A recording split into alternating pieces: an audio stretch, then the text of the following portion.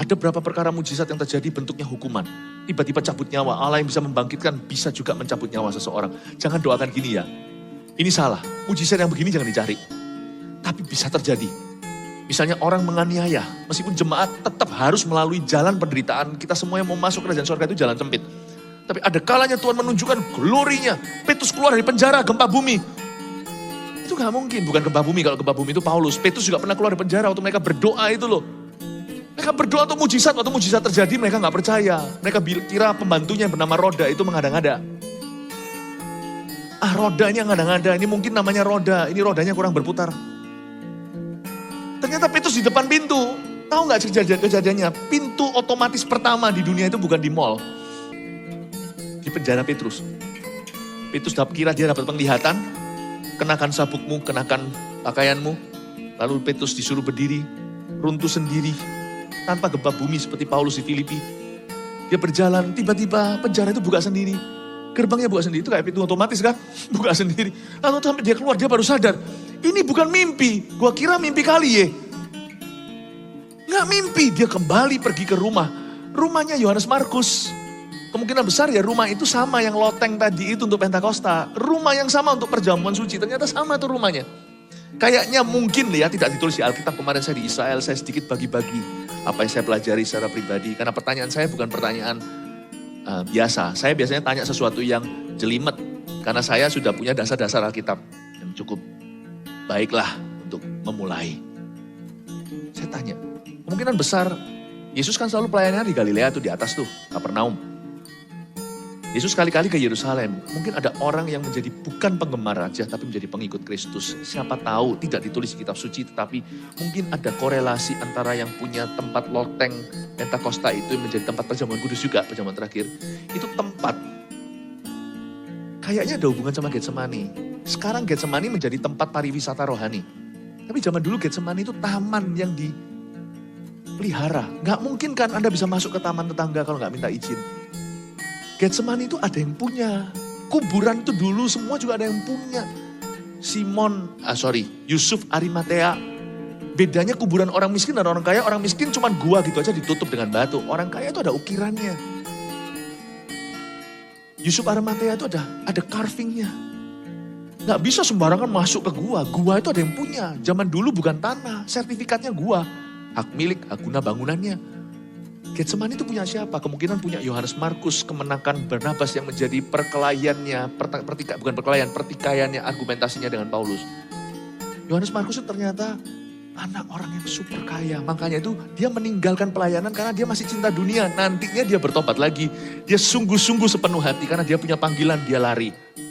Sekarang saya bisa make sense dulu. Yohanes Markus yang di Kisah Para Rasul itu kemungkinan dia tuh anak dari orang yang sangat kaya yang punya restoran itu, rumah loteng, tempat yang akhirnya terjadi Pentakosta perjamuan kudus. Itu juga mungkin keluarganya yang punya Getsemani. Makanya itu dia meninggalkan pelayanan mungkin karena dia betul-betul want to get some money. Nggak ngerti ya? Itu plesetannya, get some money itu kan Getsemani. Get some money itu kan dapat uang.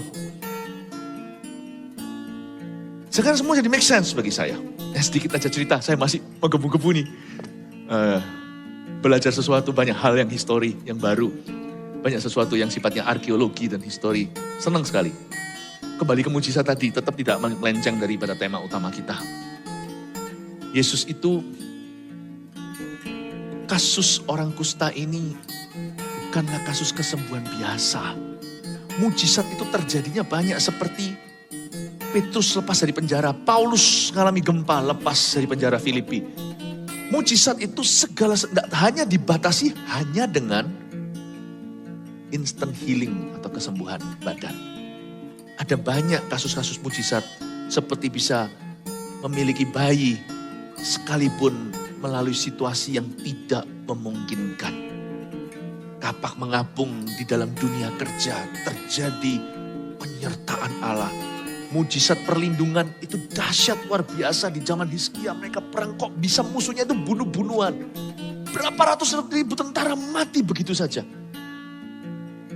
Sometimes you pray dan orang-orang yang menganiayamu, baik itu di dunia kerja atau menganiaya Anda karena agama. Allah kalau turun tangan. Kalau Allah tidak turun tangan ya tidak apa-apa. Ya memang kalau itu bagian dari cawan yang harus kita minum. Tapi kadang-kadang mujizat juga bisa begini. Herodes ditampar Tuhan. Oh my goodness. There is so much miracles yang misionari alami. Dulu waktu saya sekolah Alkitab, saya belajari sebuah misionari waktu itu di daerah Latin Amerika, di daerah-daerah Guatemala sana. Karena saya tahu kenapa, karena itu masih ada hubungan dengan sekolah Alkitab yang di mana saya study.